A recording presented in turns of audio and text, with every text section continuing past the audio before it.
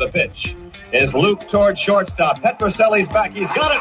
The Red Sox win. And it's pandemonium on the field. Welcome to the Great American Collectibles Show, brought to you each week by the National Sports Collectors Convention. Join us every Wednesday evening at 6:30 p.m. Eastern Standard Time and get the latest news from the greatest experts in the sports collectibles world.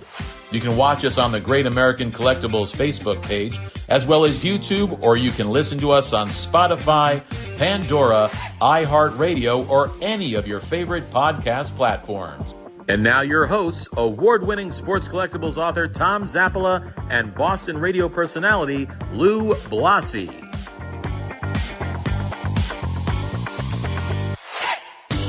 Welcome, everyone. High above courtside, 18th floor, Phoenix Towers in beautiful Singer Island. Tom Zapp, along with my good friend, our producer, Lou Blasi.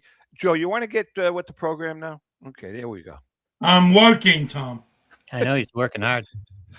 Joe Tomasulo, our good pal from Golden Auctions. Joe, what are you doing right now? Are you making money right now? What are you doing? I'm working on a consignment. Can you tell us about it? Yeah, it's a very rare 1905 Christy Matheson, Charles Conlon photo, and a 21-22 Conlon Babe Ruth. Are they both the original type ones, right? Right. Yes, they're Charles Conlon. Yep. Very cool. Very cool. All right, Joe, I was gifted yesterday from my cousin who works with the Nolan Ryan Foundation and worked with Nolan Ryan Beef and all that stuff. They had an auction for some memorabilia, and he got me a signed Ted Williams poster, PSA certified and authenticated, Nolan Ryan number 22 on there. And so I'm going to sell it. How much is it worth? No, Wait a minute. Say, what is it again? Ted Williams signed poster. What size? It's big. It's 16 by 20. Bigger. Is it 20 by 24? 20 by 24, yeah. Signed in Sharpie? Signed in a Sharpie, yep. Yeah, it's probably worth $400 or $500. Get out of here. I'm not even sure that much, huh? No, it's probably worth $300, Joe. No, I think on 20 by 24, I'm going to push 4. Beautiful photo, and again, authenticated by PSA and all that stuff. Joe, you know, I have one that I've never priced up. I have it's a 9 by, what is it? 9 by, not 8 by 12, the next size up. I have a really nice black and white signed, it's Mickey and Ted together, signed by each one of them, authenticated. Is that worth any money? I mean, that's just in my office in hand. What size? What is it? 9 by 12? 12, yeah. They're not personalized, right? No. Mickey and Ted, that's together. Yeah, 500. Yeah, that's what I figured. Roughly. Yep. That's what I figured. All right. All right, listen. Good pieces. Huh? Good pieces, both. Yeah, they're nice pieces. Yeah. Oh, Joe, beautiful. you know, want to talk about nice pieces? Let's talk about Joe Tomasulo's collection. Why don't you tell us a few of the things that Joe Tomasulo has? Lou, I don't know if you know anything about his collection. Not his personal collection, no. Oh, Joe, would you like okay, Joe, right out of the gate. Out of the gate, signed Lou Gehrig rookie card. You have a signed Lou Gehrig rookie. Rated a PSA 4. PSA 4. If it went to auction today, what could you get for it? I'm going to say the low would be $1 million and the high would be 1.5. Wow. Okay. Wow. Now you also have, but I believe signed at the time, signed contemporarily, or signed later. Actually, the signature Lou is consistent with 26 with the 26 Gehrig signature. Okay. So signed a year after the card came out. Oh, yeah, nice. Yeah. All right. Now you had at one time, I remember you also had a 33 Gaudy Ruth signed, correct? But I think you got rid of that. That card was sold recently. Okay, now you want to share what you sold that card for? I will not. I know what you sold it for. I know, but I will not share. Okay, can you share what you paid for it? $140,000. Oh my God! Back in 2019. So, Joe, do you have to pay capital gains? Yeah. I mean, the capital gains on that damn thing, like it was astronomical. Let me ask you something. Are you working for the government? I am not. Trust me. Okay. I'm just curious, Tom. Trust me. I am not. You brought me on the show to talk about my capital gains? just asking, Making man. sure I'm doing a Schedule C? Is that what you're Just a doing? happy what is- accident, that's all. Joe, what are some of the other pieces that you have in your collection? Honestly, I mean, you've got some. I mean, I got an incredible Babe Ruth card collection, including a very nice 3.5 rookie card that's extremely well scented. I have two of my favorite pieces are not cards. I picked up last year a 1923 Lou Gehrig Charles Conlon original Type 1 photo. Wow. There's only 4 known first year 1923 Gehrig Yankee Type 1s. And this is a classic batting. It's autographed by Gehrig between his legs, near his cleats, Yeah. signed in the 23-24 period. Best wishes to Ben Roderick. He gifted it to Ben, who was his Columbia College football and baseball teammate. No kidding. Wow. It has a full letter of provenance from Ben's granddaughter, Lisa Roderick. You know, It's the photo alone, Tom, would be worth $250,000. Signed, use your imagination. so Joe, I mean, obviously you keep this stuff in a vault somewhere, I'm assuming. Yes, yes.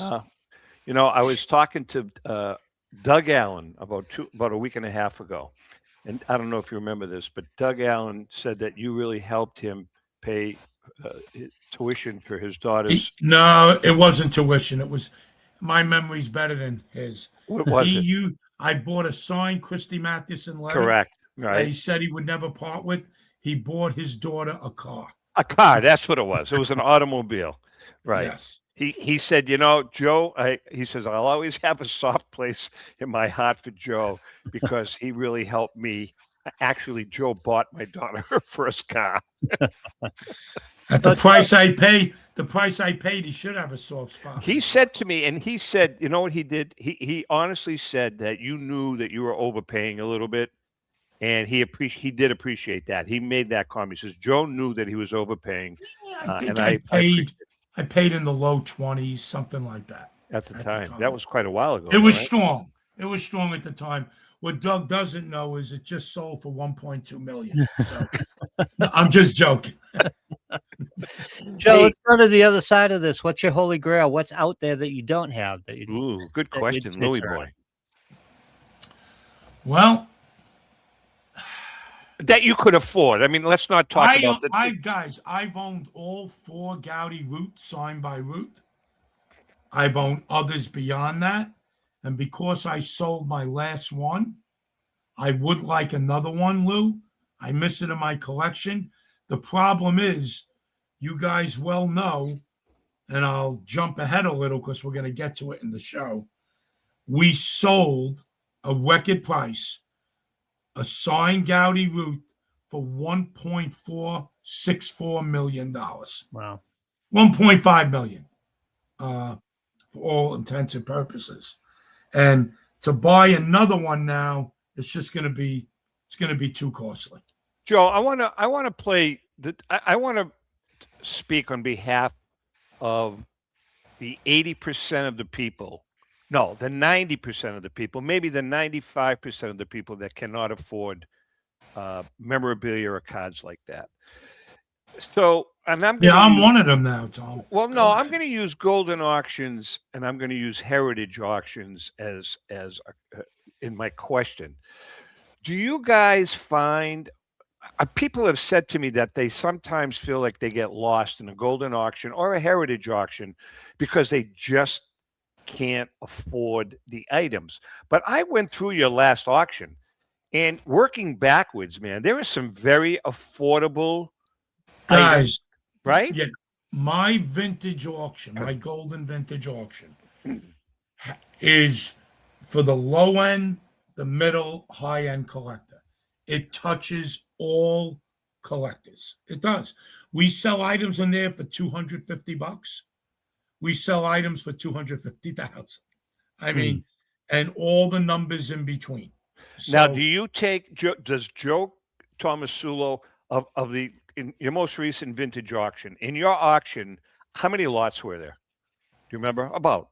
yes, they were about 1,150, give or Now, take. of those 1,150, obviously you have a team. How many of those do you just take the high end stuff on your end? I mean, No, I take anything. I took like 10 T206s worth $200 to $500 okay. in one consignment. So I don't know if I told you this, but I have a nice ticket that I may send your way. It's the opening day ticket that I have. Lou, I don't know if I told you this. I don't know. No. So is this a conflict of interest? no, McGinnis Oh, okay. Auctions, Louis. Yes. Heard Okay. of them. Yep. So McGinnis Auctions, I was sitting, I don't know, on the internet. This is about 2 years ago. And John McGinnis was having a live auction on the internet. So, and it said baseball memorabilia. Now, he's not a baseball memorabilia guy.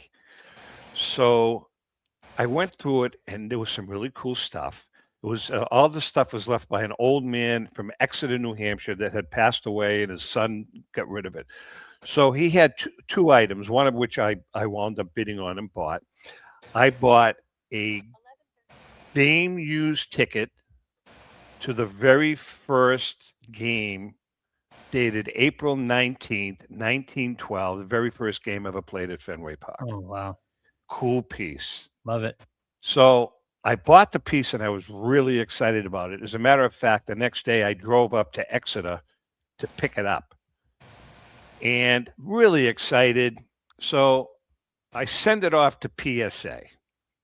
I have all the provenance. I send it off to PSA and they don't grade it. They won't authenticate it because they have a policy now that they will not authenticate. It was rain out. The game was played on April 19th. They got rained out. So the actual game took place on the 20th, and PSA would not authenticate the card. Joe, what do I do? You know, Tom, I've done some research since we spoke, and the mindset behind them not encapsulating that, because there's no validity as to when that ticket could have been reused. Obviously, it was reused for another game. So we can, allegedly state that, yeah, you could have used it for the true opening day, April 20th, but that may not be the case because there was a game April 20th and people had, maybe the stands were filled with that ticket. So you don't really know for sure when the game was replayed. Again, the little ambiguity behind that. Yeah, I see what you're saying. All right, that makes sense. I never thought of that. Right, but to what's in your court, what works for you, it was originally printed as the first game at Fenway Park. Yeah. Its original intent was opening day to the general public at Fenway. So it's got a great history. 5 days after the Titanic sunk, I think on the 14th. Yeah. So I think it's a winner. It's a great ticket. How many are out there? There were only, well, see, this is the thing that kind of fries my ass, to be honest with you. There were only 3 in existence. To the best of our knowledge. To the best of our knowledge. And before PSA changed their policy, the very first one got authenticated, graded, and sold for, I think, $19,000. Then of the other 2, I don't know what happened to the other one. I think it may have gone into an auction and sold raw, and that's what happened to mine. But one of them got through, the very first one, and then PSA changed their policy. So kind of aggravating. Did it have notation that it was the very first game at Fenway Park Uh, on the ticket? Yeah, Joe, I sent you an image. Hold on, Louis. You guys chat real quickly, and I will tell you because I have an image right here. I don't know if I'm you always can freaking out. You mentioned the Titanic. I'm always freaked out. The Titanic sank south of us here in Boston. can you see that? Yep. Look at that. That's the ticket. So it says, no, it just says Pavilion 50 cents, Boston American League, blah, blah, blah, blah, blah, dated 1912, April 19th. Signed, and it's a full ticket. Here's it's a full ticket, right? Correct. Because the game was obviously rained out. Correct. So the fact that it's a full ticket, So I haven't done the research, Tom. The game was probably called early. In other words, not like where someone entered the ballpark. Well, I did some research on that. There was a rain delay. It would rain. It actually rained on the 18th and the 19th. It rained the day before, and it continued so into the field the 19th. Was saturated. Probably. Yeah. And then they played on the 20th. Yeah. Okay. And the Red Sox, of course, beat the Yankees, but that's beside the point. All right, we are chatting with Joe. We got a few more minutes. Joe, I want to talk about the Wagner cards, okay? Now, you guys, and then we'll take a break. You guys, just in your most recent auction, it was the Shields, a newly discovered Wagner, T206 Wagner from the Shields family. The card was about 116 years old. You guys sold it for $5 million and change. I believe. Came from the grandfather. Came from the grandfather. You guys sold it for what? About $5.5 million. $5,124,000. Okay, so I want to ask you a question about. Now, you've been in this business a long time, and I know you guys with other companies and with Golden have handled many Wagner cards. Take Ken Kendricks, put that aside. Okay. What's the next perfect Wagner in your estimation?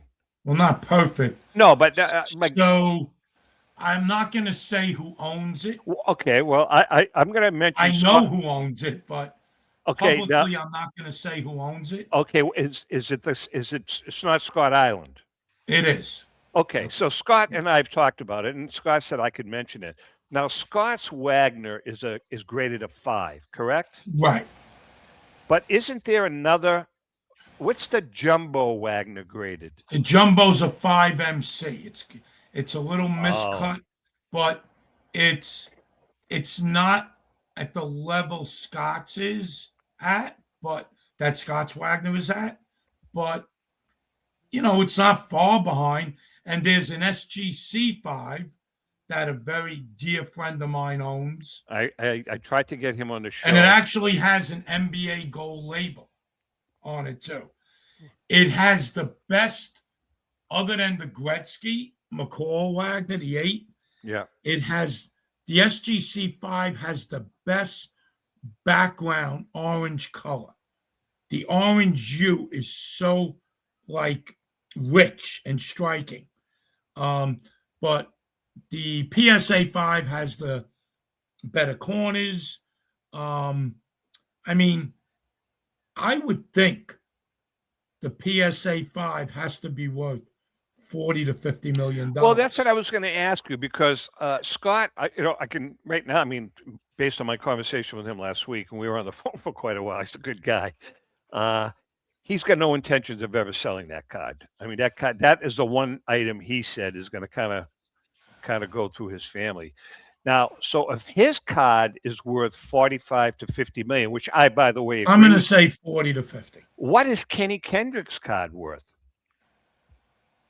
It's impossible to put a price on it. It's impossible. It would have to go to auction. Is it 60 you can million? argue. You can argue, and I'll tell you what I think it's worth. I think it's worth 9 figures. It should be worth 9 figures. But maybe it goes for 75. It's you know what, guys? It's like the PSA 10 52 Topps mantle. Right. There's 3 of them. You know, some of the owners would say 50, they would say 75. You can't put a price on that. It would have to go to public auction. All right, Joe T is in the house. Joe Hang on. Tomasulo. Give me- Go ahead, give me Louis. a I'm chance sorry. to size this market a little bit. You talked about the first card that sold for $5 million. If I told you a card signed for $5 million, how many guesses would you have to take before you got the guy who sold it? How many people are willing to spend $5 million at a Great golden question. auction for any card? I mean, I'm trying to get an idea of how big the market is. That's a very good question. It's a great question, Lou. And as far as pure collectors are concerned, you know, I mean, I could think without mentioning names, I know 8 to 10 people minimum So Maybe I mean, but so that Joe, would pay that. But there are plenty of investors outside of the hobby that want that card. The T206 Wagner, Lou, transcends beyond the hobby. Yeah. It's a global icon. It's like a Rembrandt or the inverted Jenny stamp or the 1913 Liberty v. Nickel. yeah, but hold on, Louis. Were you referring to not just a Wagner card, but memorabilia in that price range? If something we're going to go for $5 million, Yeah. if So- you were to set up a room for an auction for a $5 million item, how many people would show up? Doesn't have to be a Wagner. I mean, that's a real small club, isn't it? Yeah, I mean, you'd be surprised how many people can write that check. Yeah. Okay. Yeah, I mean, 15, 10 to 20, somewhere in there. And that's a lot of people. So in an auction thing, the Babe Ruth cold shot jersey sold for $24 million. A Pokemon card. I know. Thank you, Golden Auctions. Sold for $16.5 million, which was $3.6 million higher than the previous record for a trading card that sold in Heritage, the 52 tops, Crazy 9.5 mantle. So think of it like this, guys, real quick.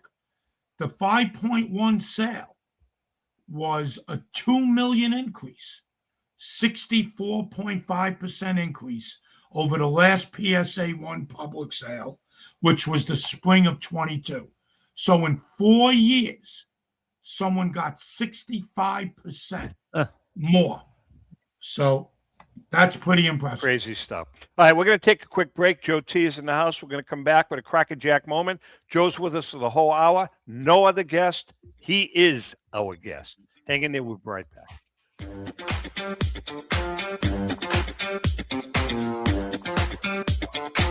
1996, Brian Drent and the staff at Denver's Mile High Card Company have led the charge in the collectibles hobby.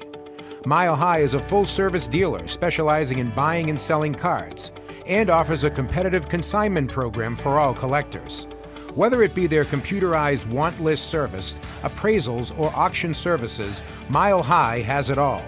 If you've been searching for a company with a selection of high-grade vintage 1888 to 1970 baseball cards and memorabilia that shares your passion, aim high, Mile High. Go to milehighcardco.com or call 303-840-2784 for more information. Let's go! Batter up! Hi, everyone. This is Rico Petrocelli. JustCollect.com, a leader in the vintage sports card industry, is giving free appraisals on your vintage cards. They'll evaluate your collection for free and let you know the value of it at no cost and no obligation. If you're ready to sell, JustCollect.com will offer you industry-leading prices to buy your card collection. To begin your free baseball card appraisal, visit JustCollect.com or call them at 732-828-2261. That's JustCollect.com for your free vintage card appraisals and top buy prices for your cards. Check out JustCollect.com today. Hi, this is Dan from Memory Lane Auctions, here to remind you that the renowned Memory Lane Collectibles Company has served as a beacon of light to the collecting community for the past several decades. Indeed, folks, it has been our utmost privilege and pleasure to provide the most enthusiastic collectors with an abundance of the finest sports cards and memorabilia for America's most coveted sports personalities via our world-class auctions. Whether you choose either a private sale transaction or the auction route, Memory Lane cordially invites you to reach out to us to maximize the value of your prized possessions. Also, it is not just sales that we pride ourselves on being the best of the rest, because if you are seeking a particular keepsake for your esteemed gathering, we will be relentless in our quest to find that special piece to fulfill your collecting dreams. So no time to wait. Reach out to us today for the purposes of capitalizing on our unparalleled marketing capabilities. Simply pick up the phone and dial 877-606-5263. That's 877-606-LANE, or find us on the World Wide Web at www.memorylaneinc.com. Now is the time for your valued consignment to ultimately become another one of Memory Lane's record-setting prices. This is Brian Drent, president of Mile High Card Company. Is your sports card and memorabilia collection properly insured? For easily replaced personal property, homeowners insurance is all most people need. But for prized possessions that you may have spent a lifetime collecting, it doesn't go nearly far enough. Collectibles Insurance Services has been insuring for over 50 years. They offer a full range of protection and a $0 deductible at an affordable rate with no appraisals required. I know because they insure my collection. If you have a minute, go to collectinsure.com and learn more about insuring your personal card or memorabilia collection.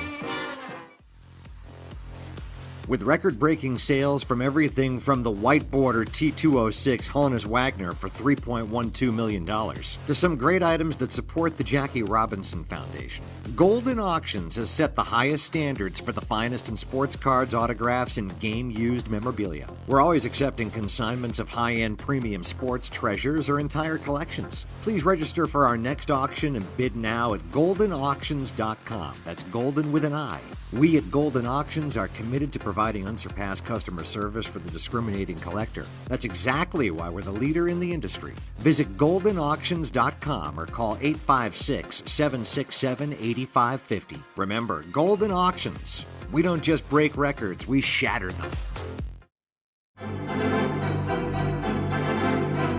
How would you like to own the bat that was used by your favorite player when he hit that towering home run or game-winning base hit? Now look no further than JT Sports, specializing in the sale and authentication of professional game-used bats. As the official authenticators of professional model game-used bats for PSA DNA, JT Sports will guarantee the authenticity of any bat purchased from them. JT Sports also buys and sells game-worn uniforms, gloves, and baseball equipment. The unique quality of the collectible is what JT Sports is all about. Give them a call at 609-487-8003 or check them out at GameUseBats.com.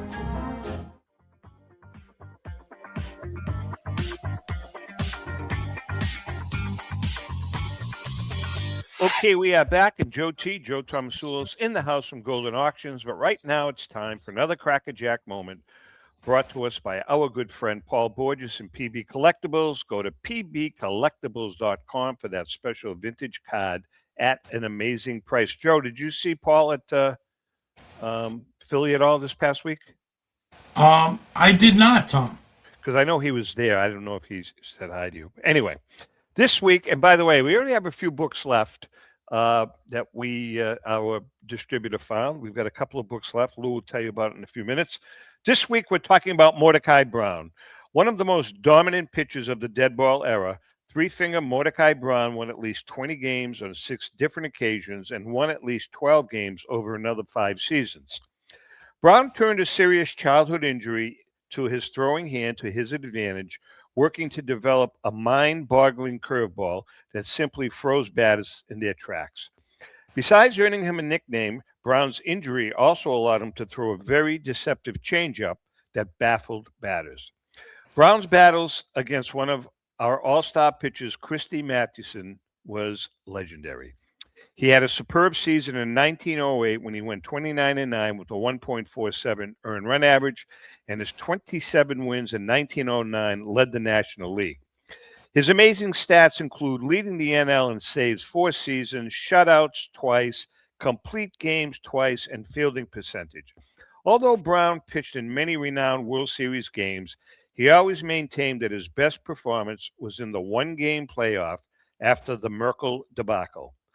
As his career was winding down, Brown made a brief stop to the Federal League, managing the Terriers for part of the 1914 season, and then finished back in the National League. After retiring, Brown pitched and managed in the minors until 1920 and later pitched in exhibition games. With 55 career shutouts, World Series championships in 1907 and 1908, and all of those 20-plus win seasons, three-finger Mordecai Brown was elected to the Hall of Fame in 1949. Unfortunately, the master of deceptive pitches had passed away the previous year in 1948 and never got the opportunity to address his fans. And that's another crackerjack moment. To get one of the few remaining copies of this great book, go to tomzaplamedia.com/Crackerjack Collection to order your copy of the Crackerjack Collection, baseball's prize players. This great book will give you a glimpse into the personal and professional lives of the players in this iconic collection.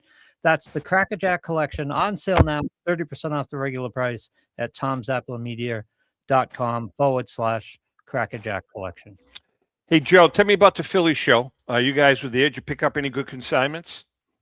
Yeah, tallied over $1 million. No kidding. Yep. Got a second-year Boston store Babe Ruth and a 3.5. 1910 Nadja Hannes Wagner in SGC 4 holder. Nice. That's a 150 plus card. We just sold a 1.5 for 81,000, which was a record in itself. Yeah. Bunch of T206s, PSA 7 green card in a, which is a 6-figure card. What was the grade on it? A PSA 7. Wow. Yep. And we got Crackerjack Cobb, Crackerjack Jackson, just some great stuff. Getting back for a second to Scott Island's collection, it's freaking mind-boggling, Joe. It's absolutely mind-boggling. I mean, he's got he's like the 1914 Crackerjack set.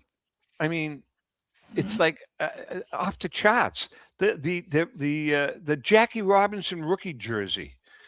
I mean, what's that thing worth today?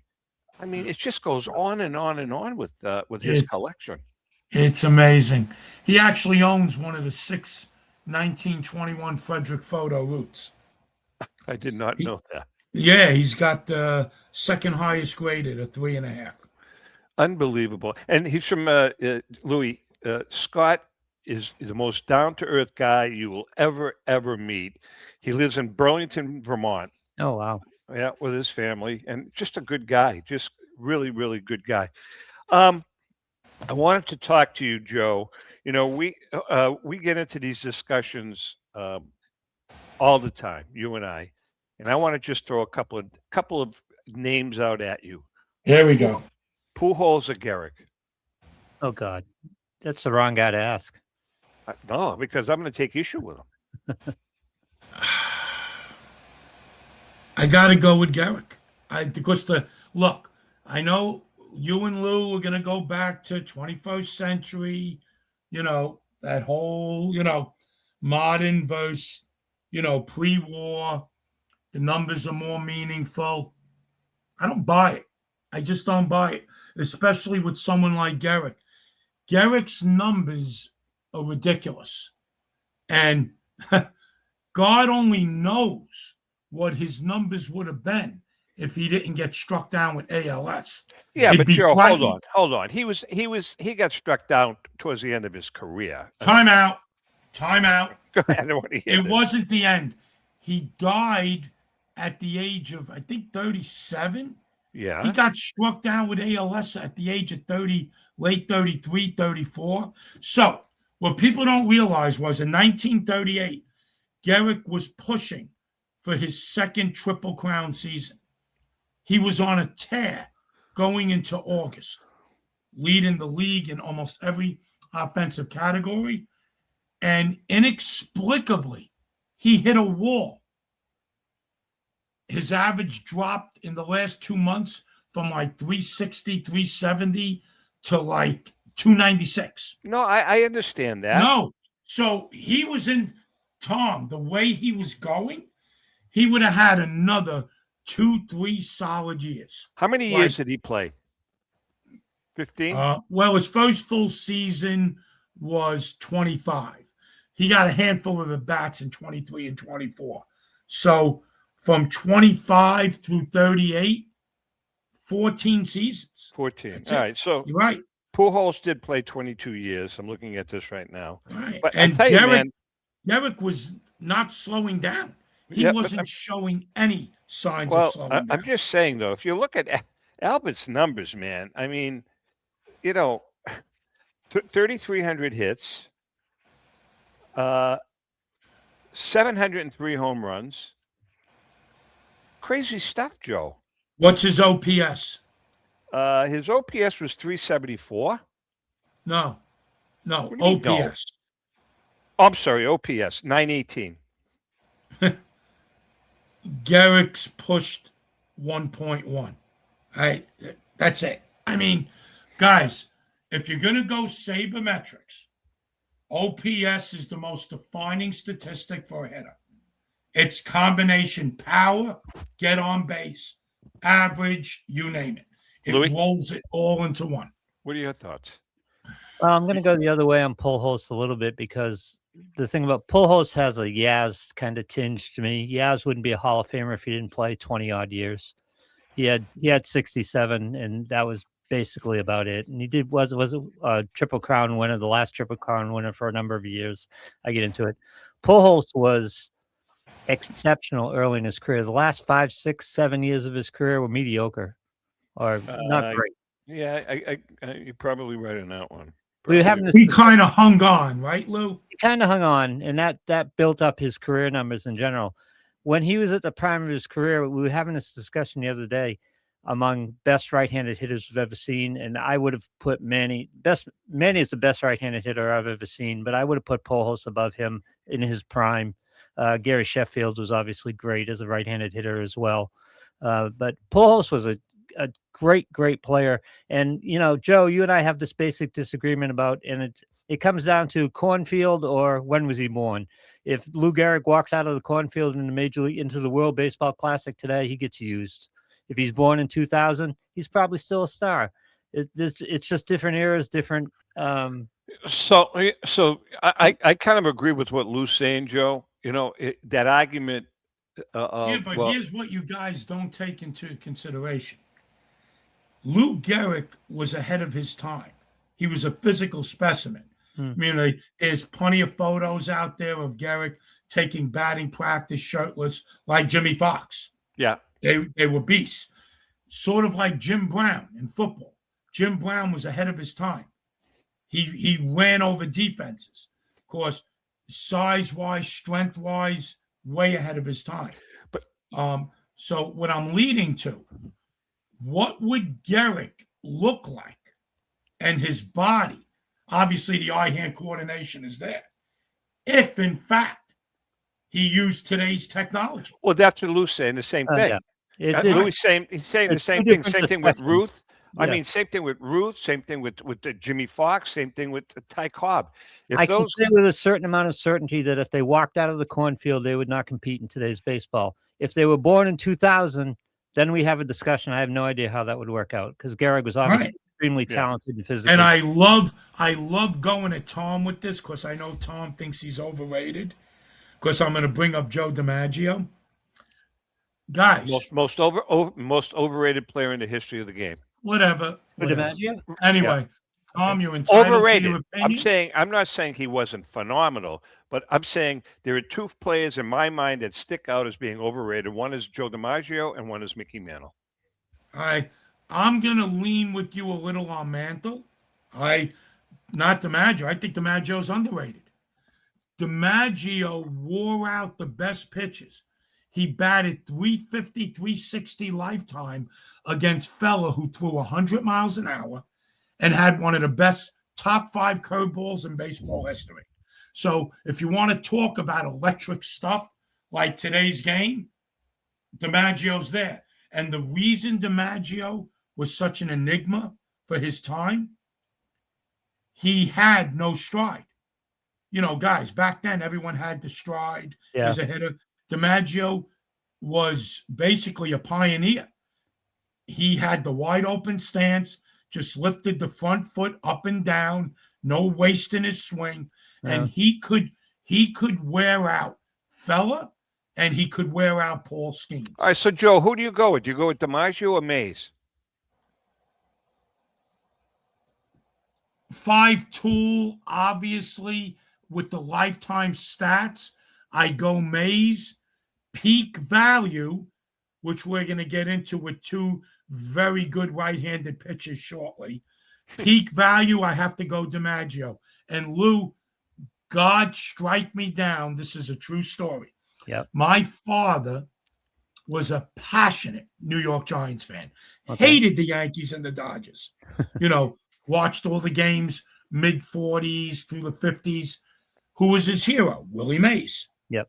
My father told me it galled him and burned his hide that Willie Mays couldn't light a candle to Joe DiMaggio. And my father was a superior ball player. He knew the game back and forth. Being a Mays diehard, hating the Yankees, he always told me DiMaggio was the superior player because he was the far superior hitter. Okay, I'm talking out of my behind on most of this because I didn't see DiMaggio, obviously, and all that. And neither did I. And if we were going to put players in a overrated, underrated bin, Mays is an overrated bin for me. Is you? How can you say that, Louis? Wow, that's tell me what your rationale is. Yeah, is. Lou, what's behind I'll that? tell you what. I'll do the comp for the same reason I think the Beatles were overrated. Not because they weren't. Not because You've they been saying that for years. Yeah, John, can you make sure security escorts Lou from the studio? Not because they weren't great. That's not what I'm saying. I'm just saying they weren't as good as everybody thought they were. That's all. I mean, his numbers, Lou, they just jump out at you. I know that.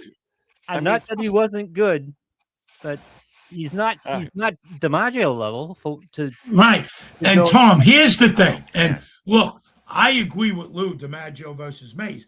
I don't think Mays was overrated, but I think peak value, DiMaggio was far superior. And like I said, my father hated him and every Yankee and every Brooklyn Dodger. But he told me every day of every week of every year, DiMaggio far superior. DiMaggio didn't swing and miss, Tom.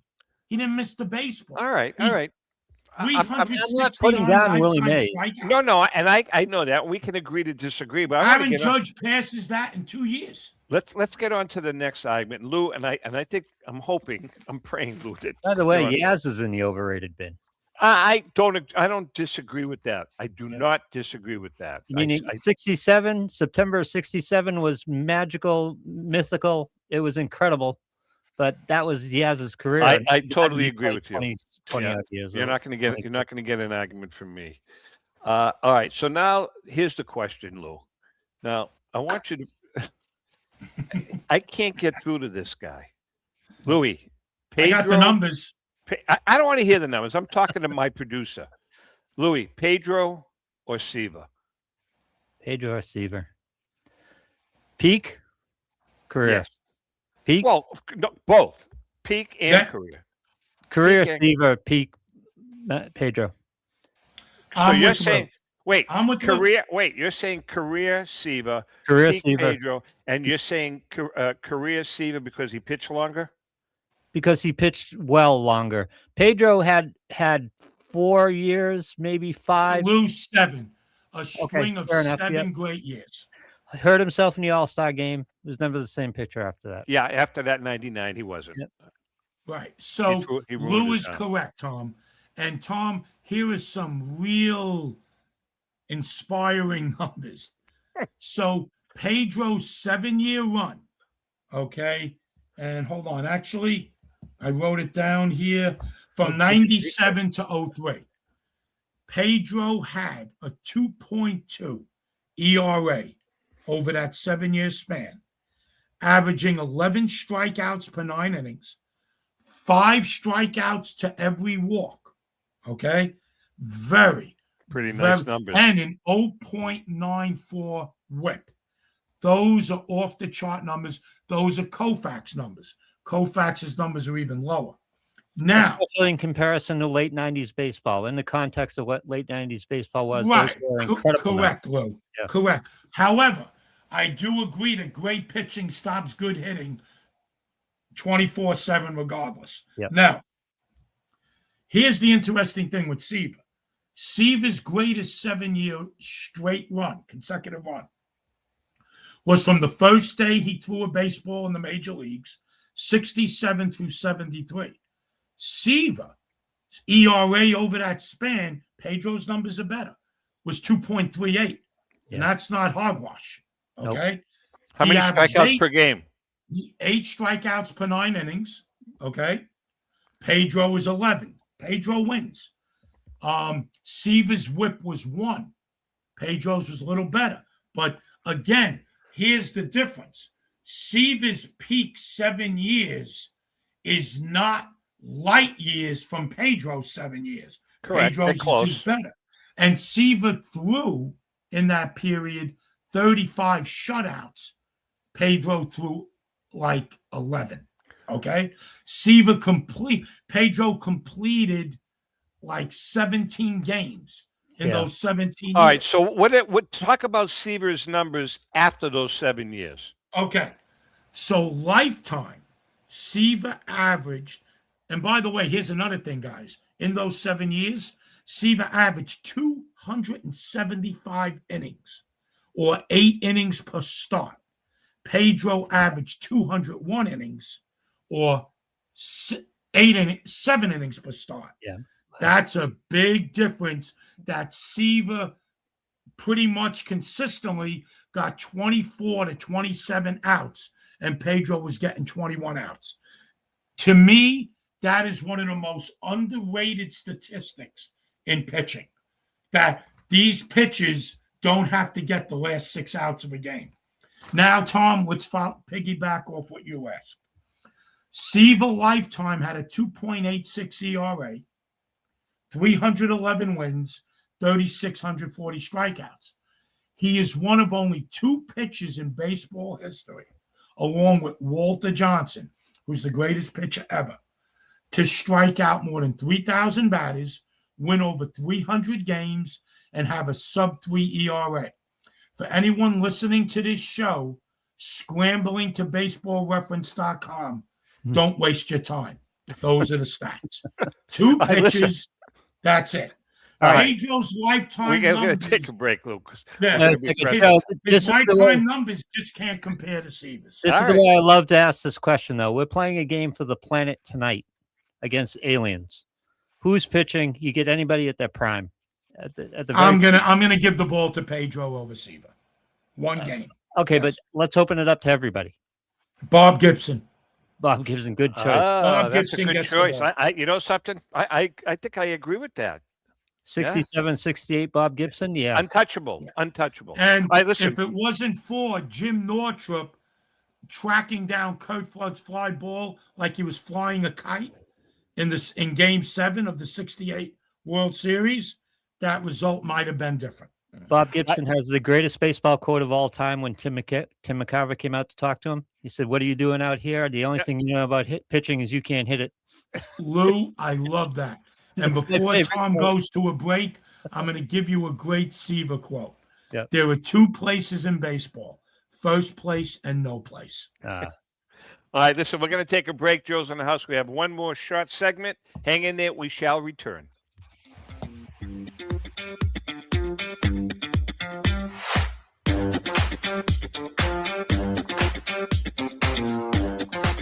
This is Brian Drent, president of Mile High Card Company. Is your sports card and memorabilia collection properly insured? For easily replaced personal property, homeowners insurance is all most people need. But for prized possessions that you may have spent a lifetime collecting, it doesn't go nearly far enough.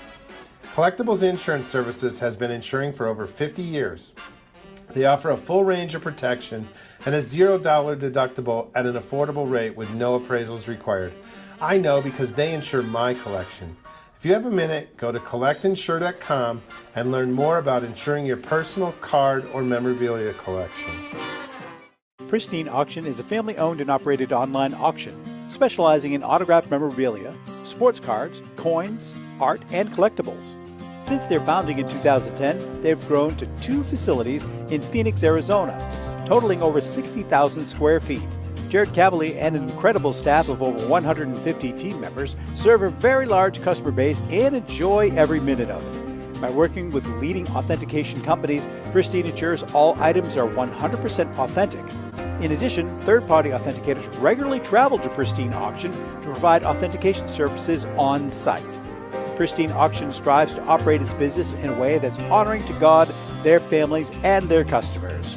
With a strong focus on speed, quality, and premier customer service, their mission is to be the leading online auction for every level of collector and fan. Pristine also works for Hope Sports and Identity Hoops International, traveling to Mexico to build houses for the less fortunate.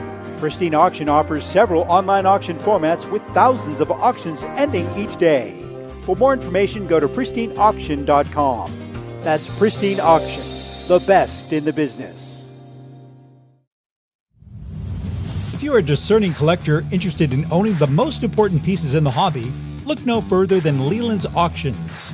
The original sports auction and appraisal house, Leland's was established in 1985 by legendary Pioneer founder Joshua Leland Evans. And today, President Mike Hefner carries on the tradition. From the Tom Brady card and memorabilia collection to the famed Boston Garden auction to high-end card auctions from every major sport, Leland's has always maintained the highest standards. Go to Lelands.com and get your bid in. That's Leland's, the hobby's leading sports auction house for 4 decades. It's often been said that championships are won on the practice field, and world records come only to those willing to work harder than everybody else. Heritage Auctions is the world's largest collectibles auctioneer because we believe that becoming the best is only an invitation to the challenge of remaining the best. This requires the skills of the hobby's top experts, capable of identifying and maximizing value for our consigners. It requires the most visited website in the industry, courting a global audience of collectors over 1.5 million strong. It requires a dedicated press department that expands our global reach far beyond the entrenched hobby marketplace. It's hard work, but a simple premise. Present the finest collectibles to the largest population of potential buyers, and world records will come. We invite all listeners to put the unmatched power of Heritage Auctions to work for you. Auction evaluations are always free, and our commission-based fee structure ensures that our interests are always aligned. The highest possible price for your collectibles. There will always be new world records to chase, so let's chase them together. Visit our website at ha.com and request your no-obligation review today. Hi, this is Dan from Memory Lane Auctions, here to remind you that the renowned Memory Lane Collectibles Company has served as a beacon of light to the collecting community for the past several decades. Indeed, folks, it has been our utmost privilege and pleasure to provide the most enthusiastic collectors with an abundance of the finest sports cards and memorabilia for America's most coveted sports personalities via our world-class auctions. Whether you choose either a private sale transaction or the auction route, Memory Lane cordially invites you to reach out to us to maximize the value of your prized possessions. Also, it is not just sales that we pride ourselves on being the best of the rest, because if you are seeking a particular keepsake for your esteemed gathering, we will be relentless in our quest to find that special piece to fulfill your collecting dreams. So no time to wait. Reach out to us today for the purposes of capitalizing on our unparalleled marketing capabilities. Simply pick up the phone and dial 877-606-5263. That's 877-606-LANE, or find us on the World Wide Web at www.memorylaneinc.com. Now is the time for your valued consignment to ultimately become another one of Memory Lane's record-setting prices. Hey, I'm Mike Petroselli. If your company is looking for the best in marketing and promotional items, you'll hit a home run with Petroselli Marketing. With over 8,000 suppliers and 650,000 imprint-ready items, we can get your company the visibility it needs to get your maximum exposure. Whether it be office promotions, wearables, automotive, sports items, and everything in between, Petroselli Marketing can do it all. Our design staff will even work with you from concept to delivery and customize your products. At Petroselli Marketing Group, we will get your brand in front of your audience. Contact us at info@petrosellimkt.com or call us at 603-880-3202. That's Petroselli Marketing, where no dream is impossible.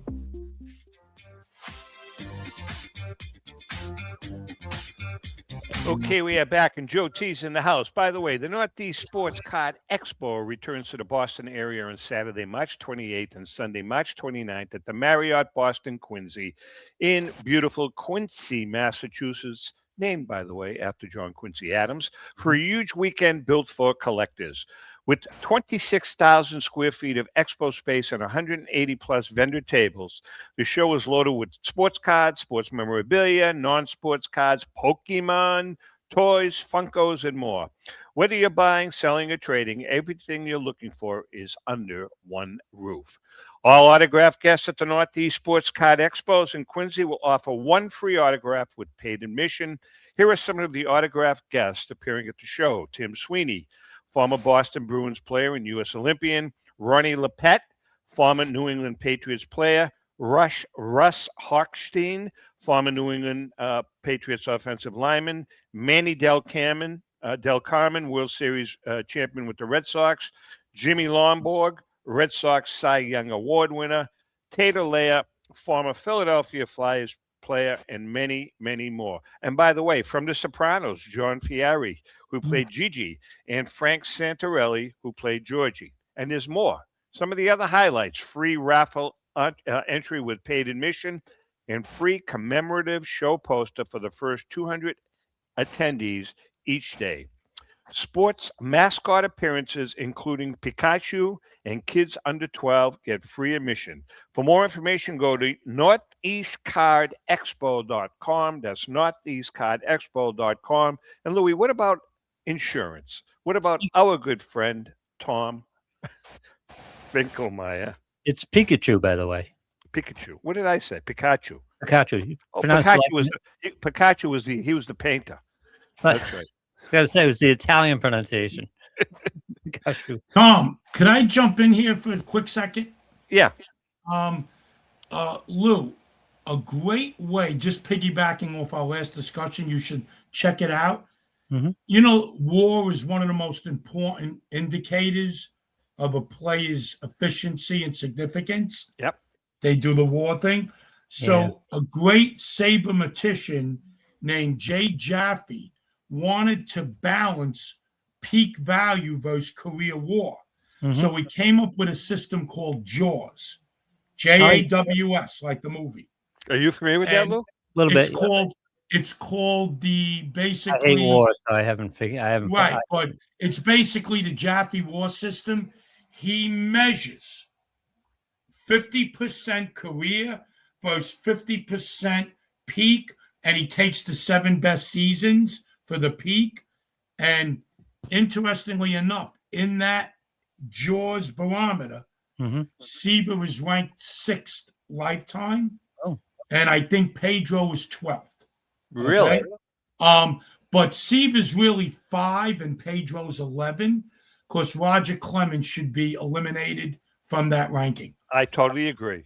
But Yes, Louis doesn't. Really eliminated. Right. So they're both high. Tom, back. I'm sorry. Go No, ahead. that's okay. That's great. That's a great stat. Louis, let's talk about our man, Tom Finkelmeyer. Finkelmeyer Insurance Agency has been insuring collectibles since the early 1980s. The late Tom Finkelmeyer wrote the original sports memorabilia insurance policy when no one else in the industry was insuring sports collectibles. A lifelong collector of sports cards, Tom Sr. instilled the love of collecting in Tom Jr., who is the current president of Finkelmeyer Insurance Agency. Tom Finkelmeyer Jr., with 3 decades of insurance experience, has paired that expertise with 50 years of collecting and with a litany of professional designations, including counseling and risk management. Tom covers every aspect of your collectibles insurance needs. Unlike some companies that sell collectibles insurance directly to the consumer online, Finkelmeyer Insurance Agency is the only independent retail agent who specializes in sports memorabilia and collectibles nationwide. Representing all major companies that sell collectibles insurance, there's no agent that insures more collectors, dealers, appraisers, auctioneers, or events in the collectibles hobby than Finkelmeyer Insurance. Our good friend and hobby legend John Tobby of JT Sports has been using Finkelmeyer Insurance for over 20 years. For more information for your collection, go to thefia.com. That's Finkelmeyer Insurance, where collecting is our passion. Hey, how about that guy? How about Bam Adebayo? Did you see that? Scored 83 points last night No. for the Miami Heat. 83. I missed that, Tom. Wow. Yeah, scored 83 points. Broke whose record was it? No, it wasn't MJ's. I can't remember who held the record. Kobe Bryant. Oh, Kobe. It was Kobe. He broke Will Kobe's anyone record. ever do 100 points? I'm sorry? Will anyone ever do 100? Oh, I don't think that's out of the realm of possibility. It's funny because in the book we're doing, Joe. That, by the way, you've been a big help with the stuff that you've been involved with. We're doing that section. One chapter is called "Lost Treasures," and that's on the items that have been lost. That where are they? What happened to them? And one of them is Wilt Chamberlain's 100-point basketball. Nobody knows whatever happened to that ball. So pretty interesting. Could be among Could be in your safe. 3 million women. Yeah, it could be. Whatever. Listen, we're just about, we got a few minutes left, Joe. Upcoming auctions, what do you got coming down the road? Well, we have a February Elite auction ending this Saturday. Yeah. Then March Elite starts next week on the 18th. The next Golden 100 is in May. My next vintage auction is starting June 3rd and ending the 27th, taking consignments for that. And this is interesting, guys. You'll like this. Ken came up with the great idea of having a USA 250 auction. Oh, I like it. We'll probably have 400 or 500 items. That's going to start in May and end in June. And I just got a great Wait, are they historical items or are they going to be sports It could be items? anything. And it could be Washington, Lincoln, Marilyn Monroe, Presley, any great Americana. I like it. So listen to this. I just got a letter signed by Ali to the Boxing Commission requesting his name in May 66 be changed from Cassius Clay to Muhammad Ali. Wow. And it's matted in frame with the poster of the boxer he's fighting with his name first listed on the poster as Muhammad But you're Ali. also going to have some historical stuff too? Everything. Anything Americana, Tom. What do you, Louis. maybe, Tom, what about that hat? No, but I got Maybe, some stuff. Lou, I remember I live in a 300-year-old house. Right. How about some beautiful stuff from the James Chase collection? One of the foremost greatest pottery makers in the history of the American public. He was a famous pottery maker. It's got to be iconic, legendary stuff. He's renowned in Merrimackport. Well, he's got pieces in the Smithsonian that went for $500,000. Now, I don't say that I have his piece, but what I do have, I have buckets of pottery sherds that Helen and I have found in the mud down by the water. Do those count? No. Come on, Lou. Tom, I think I may have to pass on that. I'll get him signed. No way. All right, Joe. Listen, we're just about out of time. There was one thing one other thing before we go. 3 Mantles: Fogels, Kendricks, and Anonymous. How much better is Fogels than Kendricks? I mean, they're both 10s. Yeah, off the top of my head, Tom, I can't definitively answer that. Really? I would have to see a recent scan of both of them and make a judgment call. I mean, looking Ken at the has scans. said that Fogels is better than his, and they're both 10s, but I'm just curious. That's the word on the street, Tom. But on my own kangaroo court, on my own judge and jury. So what's a PSA 10? What's Marshall Fogel's card worth? Is it worth as much as Kenny Kendrick's T206 Wagner? No. No way? No. I can't see it. I mean, I think it's worth. I mean, if you put a gun to my head, I would say I think it's worth at least $50 million. But I don't think, because there are 3 of them, I don't see it being 9 figures. Gotcha. All right, Joseph. The Wagner could be 9 figures. That's amazing. Just amazing. All right, Joe. Isn't Listen, as always, man, we love having you on the show. You're a very special part of this show. You have been for many years, and we appreciate it. And keep in touch, and make sure that Kenny and well, give Lou my cell number. We never got into the detail of why the Beatles are overrated. Lou, I want to have that discussion. No, wait a second. They were great, but they just weren't as good as everybody. You know why? You know why he says that? He compares. Why don't we do it in a road? Okay. No, listen. Why don't we do it in a road? His Beatles reference, his baseball reference Beatles, is like Pujols was. The last 3 or 4 years that they were together, he's saying that they produce slop. Correct, Lou? It's more than 3 or 4 years, but yeah. No, I don't think. I think Lou's has a lot more years on his mind than 3 or 4. Yeah. I like the first 4 albums. All right, listen, we're out of time. Joe, say hi to everyone, and I'm glad you had a good Philly show, and we'll see you down the road. Guys, always the highlight of my day. Take care. With that being said, Louis, have a good week. And to our viewers and listeners, again, thank you for all of the support. We love you guys, and happy collecting.